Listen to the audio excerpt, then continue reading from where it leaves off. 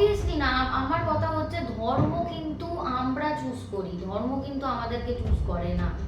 Feelings কমে যায় বা টক্সিক রিলেশনশিপটাকে কীরকমভাবে আগে নিয়ে যাবে বা ডিভোর্স রিলেটেড এভরিথিং, মানে রিলেশনশিপ শর্ট আউটটা আমি করে দিতে পারি। 36 গুণ সবাই মেলায়, সবাই কুষ্টি মেলায়, তো কুষ্টি সবার তো মেলে না, 18 গুণ পায় না অনেকজন। তাদেরকে আপনি কি গাইডলাইন্স দেবেন? এবং নমস্কার সবাইকে, আশা করি সবাই ভালো আছেন। তো আজকে ম্যাডামের পডকাস্টে আমি কেন হোস্ট হলাম, তো কারণ আজকে কয়েকটা এমন কমন কোশ্চেন্সের আনসার আমরা খুঁজবো যেইগুলো আই থিঙ্ক আজকালকার দিনে এভরি কাপেলস এটার উপর দিয়ে ফেস করে। এই ফেজটা লাইফে দিয়ে যায় যে টাইমটা তাদের মধ্যে খুবই ডিস্টেন্সেস আছে এবং তাদের রিলেশনশিপে কয়েকটা এমন প্রবলেম আছে যার জন্য তারা কোপ আপ করতে পারে না। তো এই জিনিসটা পার্টিকুলারলি আজকে ভালোভাবে ক্লিয়ার করা হবে। আমি চেষ্টা করব আপনাদের মনেও যে কোশ্চেনগুলো আছে সেগুলো তুলে ধরার ম্যাডামকে, যাতে ম্যাডামের কাছ থেকে সেগুলোর আনসার পাই। ফার্স্টে ম্যাডাম আপনি আপনার ব্যাপারে বলুন, কেমন আছেন? নমস্কার সবাই। হ্যাঁ, আপনাকেও নমস্কার। নমস্কার। হ্যাঁ, তো এবার আমি বলবো আমার ব্যাপারে। অনেকদিন ধরেই নবনীতাস অ্যাস্ট্রোলজি চ্যানেলটাকে সবাই দেখছেন। এবার যিনি এই চ্যানেলের মানে প্রতিষ্ঠাতা বলতে পারেন, তিনি আমি আচার্য নবনীতা। আমি একজন অ্যাস্ট্রোলজার, এক্সপার্ট অ্যাস্ট্রোলজার, তার সাথে স্পিরিচুয়াল গাইডার। আর আমি মেনলি রিলেশনশিপ অ্যাডভাইজার। আমি রিলেশনশিপের উপর সবাইকে অ্যাডভাইস দিয়ে থাকি। আমার মেন উদ্দেশ্যটাই হচ্ছে মানুষ যে এই রিলেশনশিপে এগোতে পারে না, অনেকদিন পর অ্যাট্রাকশন কমে যায়, তো সেই সম্বন্ধে আমি সবাইকে অ্যাডভাইস দিয়ে থাকি। তার সাথে হরোস্কোপ রিডিং এবং তার সাথে বিভিন্ন পূজা অর্চনা, যেমন ধরুন সনাতন বা হিন্দু ধর্মের যে পুজো অর্চনাগুলো থাকে সেইগুলো সম্বন্ধেও আমার অনেক নলেজ আছে। 7 ইয়ার্স ধরে আমি করে আসছি কাজগুলো, তো এটাই আমার কাজ। আর আজকে আচার্য অন্যজির সাথে আমি পডকাস্টে এসেছি আপনাদের লাইফের কিছু প্রবলেমের সমস্যার যে কোশ্চেনগুলো আছে সেগুলোর আজকে আমি সব অ্যান্সার আপনাদেরকে। আচ্ছা ম্যাডাম, প্রথমে আমি আপনাকে এটা জিজ্ঞেস করব, মানে শুরুটা জিজ্ঞেস করা যাকে বলে, সেটা হচ্ছে যে ভালোবাসা কতটা ইম্পর্টেন্ট। একটা ভালোবাসার মানুষকে আমি যদি তাকে প্রায়োরিটি দিতে চাই, কতটা ইম্পর্টেন্ট সেটা, সে কতটা প্রায়োরিটি পাবে? সে কি মেয়েটা কি ছেলেটার জীবনে তার নিজের বাবা মা বলুন কি নিজের সার্কেল বলুন তার থেকে উপর প্রায়োরিটি পাবে কি পাবে না? মানে ভালোবাসা কিভাবে মাপবে? মানে দর্শক বন্ধুরা অনেকদেরই এটা প্রবলেম থাকে যে এই মেয়েটা আমার সাথে মানে আমার সাথে বিয়ে হবে কিনা, কিংবা এই ছেলেটার সাথে আমার বিয়ে হবে কিনা। তো এই ব্যাপারটা, এই যে প্রত্যেকজনের এরকম হয় যে প্রত্যেকে টেনশনে আছে, তো রিলেশনশিপে ইস্যু কারণ নেই এটা কেউ বলতে পারবে না। 36 গুণ সবাই মেলায়, সবাই কুষ্টি মেলায়, তো কুষ্টি সবার তো মেলে না, 18 গুণ পায় না অনেকজন। তাদেরকে আপনি কি গাইডলাইন্স দেবেন এবং এইগুলোর কি ইম্পর্টেন্স, এই ব্যাপারে ম্যাডাম আপনি একটু, হ্যাঁ আমি একটু বেশি কোশ্চেন করে ফার্স্টে আপনাকে আমি প্রায়োরিটি লিস্টের যে আপনি কোশ্চেনটা করলেন সেটার আমি অ্যানসার দেব। এবার আজকালকার দিনে এমন হয়ে গেছে মানুষ সব কিছুকে প্রায়োরিটি দেয়, অনলি নিজের লাইফ পার্টনার বলুন বা ভালোবাসার জিনিসটাকে বাদে। মানুষ প্রথমে কেরিয়ার আনে, মানি আনে, নিজের ফ্যামিলি মেম্বার্সের মধ্যে মা বাবা এভরিওয়ানকে আনে, কিন্তু প্রায়োরিটি লিস্টে ভালোবাসার মানুষটা সবার লাস্টে থাকে, কিন্তু সেটা কখনো উচিত না। এই যে আমাদের যে ভালোবাসার মানুষটা আমাদেরকে চুজ করে, সে ছেলে হোক বা মেয়ে, বোথ উভয় পার্টনারের জন্য আমি বলছি, সে কিন্তু আমাদের চুজ করে। ঠিক আছে, আমাদের গুণ বলুন, আমাদের যে ভেতরের যে আন্ডারস্ট্যান্ডিং বলুন, আমরা যেটা আমাদেরকে জাস্ট চুজ করে। সে কিন্তু আমাদেরকে ছোটবেলা থেকে চেনে না, কোনোদিন আমাদের সাথে বড় হয়নি। সে আমাদেরকে দেখে, আমাদের সাথে কথাবার্তা বলে তার ভালো লেগে যায়, তারপরে একটা মানুষের সাথে একটা মানুষের রিলেশন হয়। তো আমার কথা হচ্ছে, কোনো একটা ছেলের কাছে যখন তার মেয়ে মানে তার লাইফ পার্টনার আসছে বা ওয়াইফ আসছে, আমার মতো মনে হয়, বা কোনো মেয়ের জীবনে যখন তার হাজবেন্ড আসে, তাকে প্রায়োরিটি লিস্টে সবার ফার্স্টে রাখা উচিত। কারণ আদার্সরা আন্ডারস্ট্যান্ড করবে আপনাকে, কারণ তারা ছোটবেলা থেকে আপনাকে চেনে। কেরিয়ার আপনার হবে, আপনি যদি নিজের গোলের প্রতি যদি মানে একদম ফোকাস থাকেন, আপনি ঠিক কেরিয়ার করতে পারবেন। কেরিয়ার ভালো থাকলে মানিও আপনি আর্ন করতে পারবেন। কিন্তু আপনি ধরুন আপনার লাইফ পার্টনারকে বা সেরকম প্রায়োরিটি লিস্টে রাখতে পারছেন না, বা আপনি তাকে ভালো রাখতে পারছেন না, খুশি রাখতে পারছেন না, সবসময় রিলেশনশিপে ঝামেলা চলছে, এটা কিন্তু আপনার মেন জিনিসটাকে আঘাত করবে, সেটা হচ্ছে মেন্টাল পিস। আপনার মেন্টাল হেলথ কিন্তু একদম 12টা হয়ে যাবে। আপনি কোনো কিছুতেই তখন ফোকাস করতে পারবেন না। আর তার মধ্যে ঘটনা হচ্ছে, আপনার যদি ওয়াইফের সাথে রিলেশন ভালো না হয়, আপনার ফ্যামিলি আদার্স মেম্বারদের সাথেও কিন্তু সেটা খারাপ হতে পারে, কারণ তার সাথে ভালো না হলে তারাও কিন্তু আপনাকে কখনো সাপোর্ট করবে না। আর বাবা মাকে আমি তারপরে রাখতে বলছি, কারণ তারা আপনাকে ভালোবাসে, কারণ আপনি তাদের কাছেই জন্ম নিয়েছেন।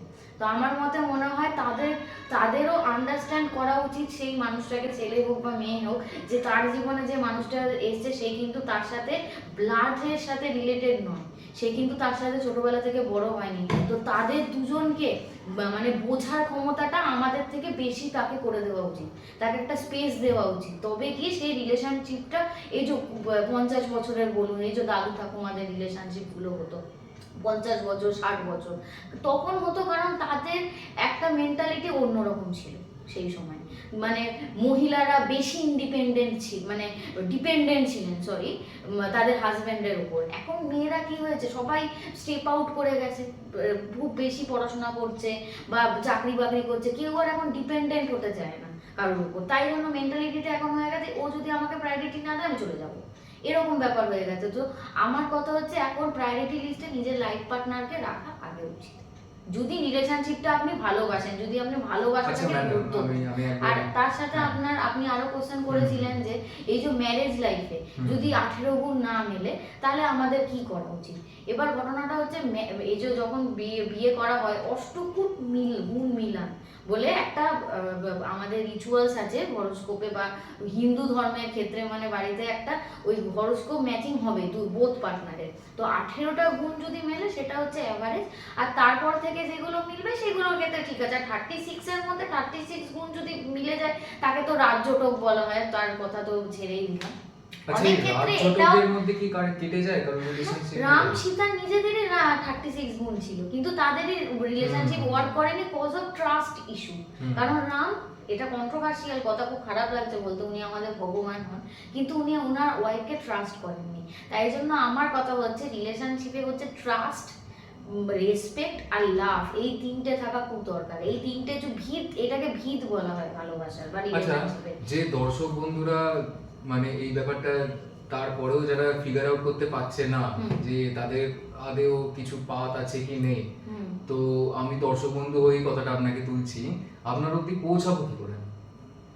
আমার অবধি পৌঁছাতে গেলে দেখুন, আমার ইউটিউব চ্যানেল, এটা ইউটিউব চ্যানেলের ডেসক্রিপশন, এই ভিডিও ডেসক্রিপশনে আমার লিঙ্কডইন প্রোফাইল, আমার ফেসবুক, ইনস্টাগ্রাম, আমার কন্ট্যাক্ট নাম্বার, এভরিথিং দেওয়া থাকবে। তার সাথে আমার ইনস্টাগ্রাম পেজেও, আমার ইউটিউব পেজেও সব কিছু ডেসক্রিপশন দেওয়া আছে, লিঙ্ক উইথ লিঙ্কস।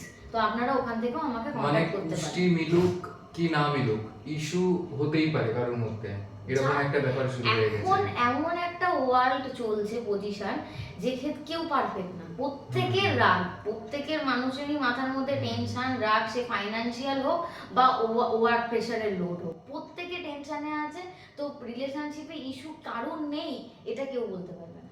ওই জন্যই জ্যোতিষীদের কাজ যে এই ইস্যুটা তুলে ধরা এবং ইস্যুটা সলভ করা। হ্যাঁ, এখন সবাই হয়ে যাচ্ছে কি, ফট করে ইস্যু হলে আপনারা কি করেন, ফট করে একটা ড্রাস্টিক স্টেপ নিয়ে নেন যে ছেড়ে দেবো, ডিভোর্স দিয়ে দেবো বা ব্রেকআপ করে নেবো। ওরকম করবেন না। অবশ্যই আমার সাথে হোক বা আমি যেহেতু এখানে রয়েছি তাই আমার সাথে হোক বা অন্য কারো, যে কোনো আপনারা রিলেশনশিপ অ্যাডভাইসারের সাথে কথা বলতে পারেন, বা যারা ভালো অ্যাস্ট্রোলজার আছে, যারা রিলেশনশিপ কোচ, তাদের সাথেও কথা বলতে পারেন। অবভিয়াসলি তারা আপনাকে হেল্প করবে। আচ্ছা ম্যাডাম, এই যখন ওরা কোনো রকম কুষ্টি মেলাতে পারে না কিংবা অতটা বড় হয়নি, ছোট বয়সে যেতে পারছে না অ্যাস্ট্রোলজারের কাছে, তো তাদেরকে আপনি কি কিছু রকম কোনো উপায় বলতে পারেন যাতে চট করে সে বলে দিতে পারে, মানে সে নিজেও এইটুকু অ্যাসিওর হতে পারে যে ওই ব্যক্তিটা আমার সাথে থাকবে, কি ওই ব্যক্তিটা আমার সাথে পরবর্তীকালে ওর আর আমার মিলন হবে, সোলমেট হবে, তো ওইটার কি কোনো রকম কিছু উপায় আছে? একটা উপায় আছে, আপনাদের যে ডেট অফ বার্থটা, ঠিক আছে, সেটা আপনি অ্যাড করুন। সেটা টোটাল মূলাঙ্ক বা টোটাল নাম্বারটা যেটা হচ্ছে, সেটা আপনার পার্টনারের যে ডেট অফ বার্থ আছে সেটাকে প্লাস অ্যাড করুন। তার অ্যাড করার ফলে আপনাদের দুজনের ডেট অফ বার্থটা দেখুন যে টোটাল মূলাঙ্কটা কি আসছে, টোটাল অ্যাডিং নাম্বারটা, ঠিক আছে। আচ্ছা, মানে যেরকম আমার date of birth 20th August, তো তাহলে এখানে আমি শুধু আমার 20টা 2 + 0 করব, 2 + 0 = 2। আর মানে যে পার্টনার হবে আমার তারও সেরকম ডেট অফ বার্থটা দুটো নাম্বার অ্যাড করব, কি যেটা হয় তার একটা যদি যে নাম্বার এবার দেখতে হবে যে ফ্রেন্ডস আর এনিমিস প্ল্যানেটস কারা কারা। এবার এই নিউমারোলজির উপর বেস করে এটা আচ্ছা। পুরোটা। এবার 2 নাম্বারটা কার, মুনের। এবার ধরুন অন্য কারোর একজনের মানে পার্টনারের টোটাল হচ্ছে নাম্বার করলে আমি 1 পাই, তো মুনের সাথে ওটা 1 হচ্ছে সানের নাম্বার। তো মুন আর সান দুজনেই কিন্তু ফ্রেন্ড নেচারে। তো এদের দুজনের মধ্যে যে আন্ডারস্ট্যান্ডিংটা হবে অন্যদের তুলনা অন্য কোনো পার্টনার এলে তার সাথে অতটা ভালো হবে না। ইভেন আন্ডারস্ট্যান্ডিং বলুন, সেই পার্টনারটা আপনাকে রেসপেক্টও করবে, আপনার যা কেরিয়ার থাক সেটাকে মেনেও নেবে, এভরিথিং মেনে নেবে। তো ফ্রেন্ডস যদি পার্টনার হয়ে যায়, নাম্বার দুটো যদি ফ্রেন্ডস গ্রুপের আন্ডারে পড়ে, তাহলে আপনি শিওর হতে পারেন যে এনার সাথে থাকলে আমার জীবনটা ভালো হতে পারে। তাহলে এবার ম্যাডাম আবার অনেকের থাকে এনিমিস হয়ে গেছে, তো তখন কি করবে? তখন কি ছেড়ে দিতে হবে? না, কেন ছেড়ে দেবো? ভালোবাসা যদি থাকে, যদি আমি তাকে তার টক্সিক নেচারের পরেও আমি যদি ভালোবেসে থাকি, তাহলে আর টক্সিক কোনোদিন কারো নেচার হয় না। টক্সিসিটি মানে হচ্ছে অত্যধিক ভালোবাসা। এটা হচ্ছে সত্যি কথা। অনেকের খারাপ লাগতে পারে যে আচ্ছা, উনি টক্সিসিটিটাকে খুব বেশি করছে। দর্শক বন্ধুরা যদি তাদের এই ডেট অফ বার্থ নাম্বারটা সবাই যদি কমেন্টে তাদের নিজেদের নাম, তাদের ডেট অফ বার্থ এবং তার পার্টনারের নাম, তার ডেট অফ বার্থ লিখে দেয়, তাহলে আপনি কমেন্টে কিছু হেল্প করবেন যে কিছু হবে কি হবে না। ঠিক আছে, তাহলে দর্শক বন্ধু আপনারাও এটা জানতে পারলেন যে যার যার এটা অসুবিধা হচ্ছে বুঝতে, কি তার সাথে তার লাইফ পার্টনারের প্রবলেম কেন হচ্ছে, প্রবলেম পরবর্তীকালে কন্টিনিউ হবে কি হবে না, কিংবা নতুন নতুন প্রেম হয়েছে, ইনসিকিউরিটি হচ্ছে কি আমার সাথে এর একদিন ভালোবাসা হয়েছে তো এর সাথে আমার বিয়ে হবে কিনা। তো তাদের জন্য একটা জিনিস আছে কি, আপনারা প্লিজ কমেন্ট সেকশনে যাবেন, যে আপনাদের প্রবলেমটাকে পুরো ডিসকাস করার দরকার নেই, কিন্তু যে প্রবলেমে আছেন সেইটুকু আপনারা বলে দেবেন, বাকি কাজটা আমাদের টিম থেকে থাকবে, আমরাই গিয়ে তাহলে তাদের হেল্প করতে পারবো। ঠিক আছে ম্যাডাম। আচ্ছা, কি কি টাইপের ম্যারেজ হয়ে যেতে হওয়া যায়, মানে কি কি টাইপের ম্যারেজ লোক করতে পারে স্বীকৃতি দেওয়ার জন্য? স্বীকৃতি দেওয়ার জন্য তো আমাদের মানে যে হিন্দু ধর্ম, সেই হিন্দু ধর্মে মেন তো হচ্ছে ওই যে রিচুয়ালস করে ভেদিক মতে যে মেন বিয়েটা হয়, সামাজিক স্বীকৃতি দেওয়া, মানে পুরো ফ্যামিলি, 2 ফ্যামিলির লোক থাকবে, দিয়ে থাকে।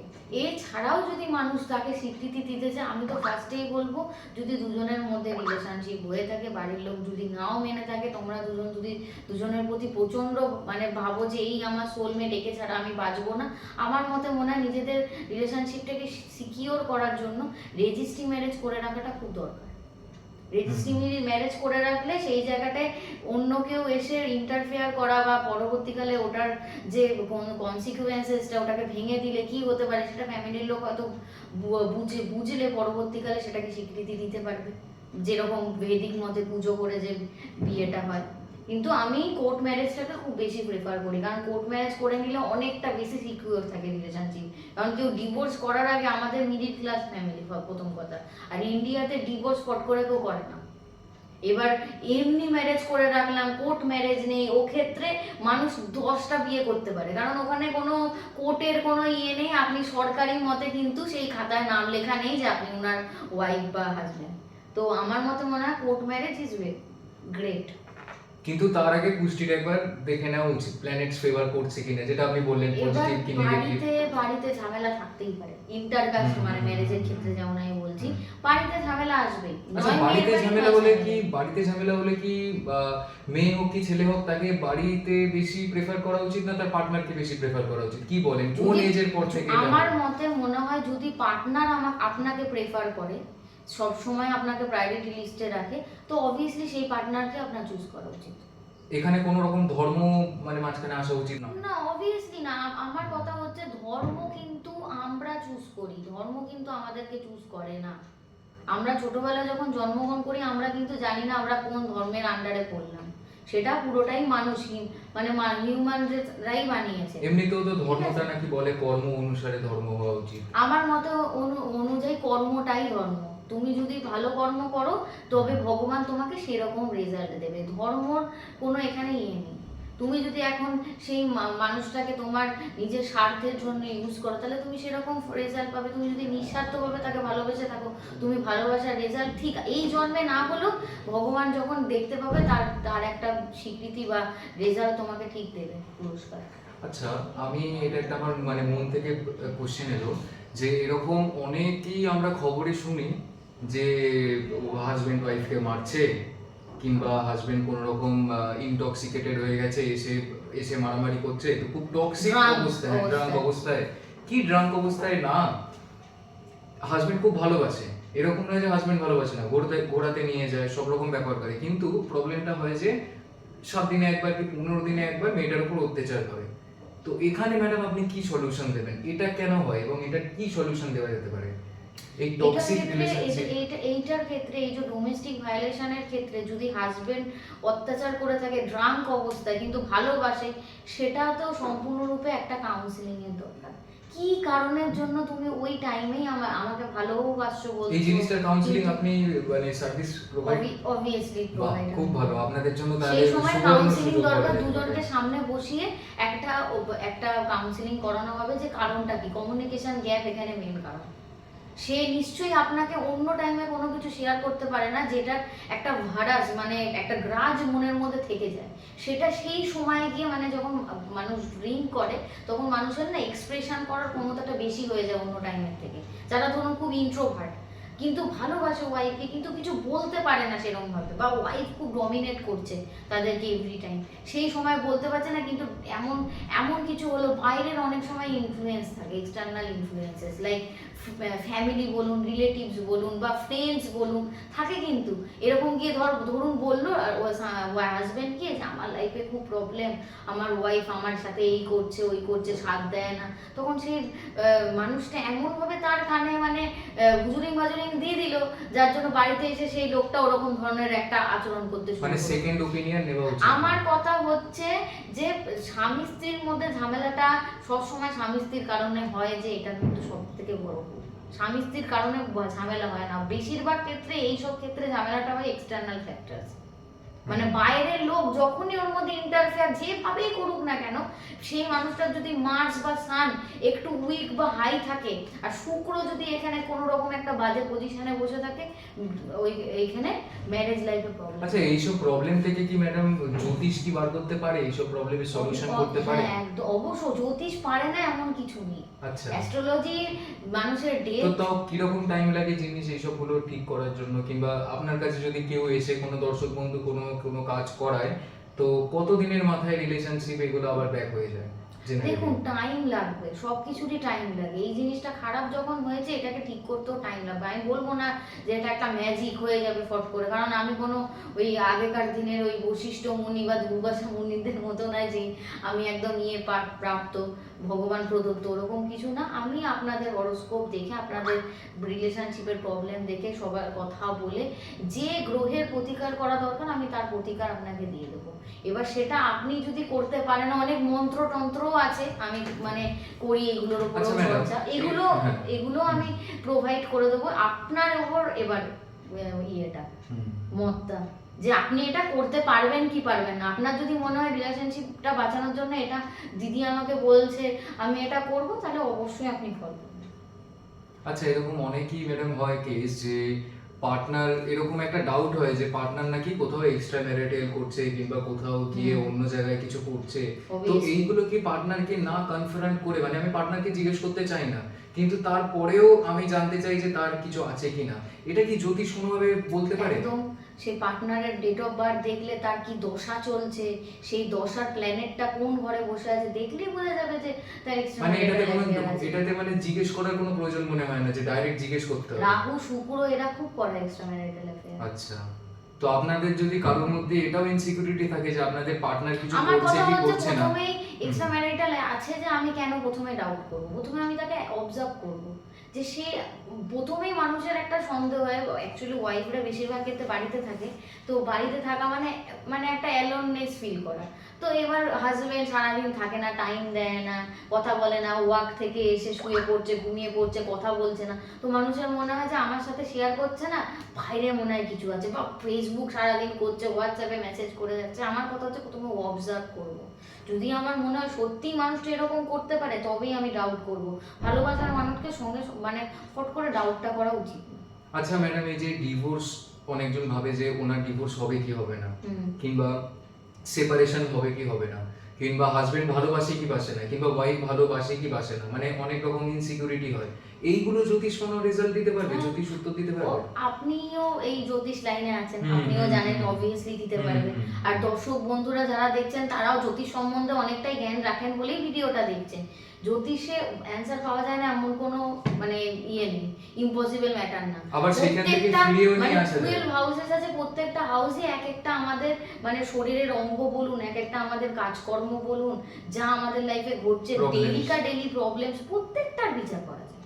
কারণ প্রত্যেকের জন্য আলাদা আলাদা ঘর বরাদ্দ করা বিচার আছে। করা যায় মানে অ্যানালিসিস করা যায়, তার সাথে সলিউশনও দেওয়া যায়। সলিউশন অবভিয়াসলি সেখানে ঘরের প্ল্যানেট কি আছে, প্ল্যানেট নিচু আছে নাকি উচ্চ আছে, সেই ক্ষেত্রে দেখে আমরা বিচার করব। ঠিক আছে। তাহলে আমি হোপফুলি এটা বলতে পারি যে আজকে দর্শক বন্ধুদের মনে যা যা অনেকটাই প্রশ্ন ছিল, কোশ্চেনের অ্যান্সার হ্যাঁ, আমি যে দিয়ে দিয়েছি। প্রশ্নগুলো নিয়ে তারা আজকে ভিডিওতে এসেছেন, তো সেই উত্তরগুলো দিতে পারে, হ্যাঁ। আপনি দিয়েছেন। তো আরো কোশ্চেন থাকলে আপনারা কমেন্ট ডাউন করতে পারেন, আমি সবার একদম একদম। তো আপনাদের এর পরেও যা যা কোশ্চেন্স রয়ে গেছে, যেগুলো আই এম সরি আমি যেগুলো তুলতে পারিনি, তো আপনারা সেই কোশ্চেন্স গুলো সব কমেন্ট ডাউনে কমেন্ট বক্সে লিখে রাখুন। আর আমি আশা করি ম্যাডাম সেগুলো সব খুব তাড়াতাড়ি উত্তর সবাইকে পৌঁছে দেবেন। তো on this note, thank you আজকে সবাইকে থাকার জন্য, যারা যারা এই লাইক, পডকাস্টটা দেখছেন। শেয়ার আর সাবস্ক্রাইব করতে ভুলবেন না চ্যানেলটাকে। হ্যাঁ, আমি আমরা এটাই আপনাদের সামনে অনেক অনেক হুম। এরকম অজানা তথ্য বলুন, আজকে নয় হুম অনেক অজানা তথ্য আপনাদের সামনে বলবো, উপস্থাপন করব। আজকে আমি বললাম, নেক্সট ডে আচার্য আর্ণবজি বলবেন, উনার যেগুলো মানে নিশ আছে, মানে যে সাবজেক্টগুলো তো উনি ভালো জানে, সেইগুলো উনি বলবেন পরের ডেতে। অকাল সায়েন্সের উপর বলতে পারেন। মেন আমি এটাই বলবো যে দেখুন, আমরা যারা সার্ভিস প্রোভাইড করি, অনেক মানুষ অনেক রকম সার্ভিস প্রোভাইড করে, তো আমরা বেসিক্যালি এই সার্ভিসটা প্রোভাইড করি যে মানুষের প্রবলেমের সলিউশন দিই। তো আমি এটাই দর্শক বন্ধুদের বলবো যে আমি এটা দেখেছি অ্যানালিটিক্সে, যে ভিডিওটা যারা দেখে তার মধ্যে 80% জন কেউ ফলো করে না কিংবা কোনো রকম সম্পর্ক করতে চায় না। আমি এটাই বলবো যে জ্যোতিষ এমন একটা বিদ্যা নয় যে যাদের অ্যাভয়েড করা উচিত কিংবা অ্যাভয়েড করা হয়, এটা একদমই ভুল।